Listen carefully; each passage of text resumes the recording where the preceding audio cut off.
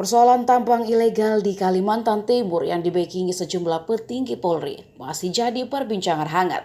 Bahkan belakangan nama instansi TNI juga ikut terseret. Setelah Ismail Bolong muncul membuat testimoni sudah menyetor 6 miliar rupiah ke Kabar Reskrim Komjen Agus Andrianto.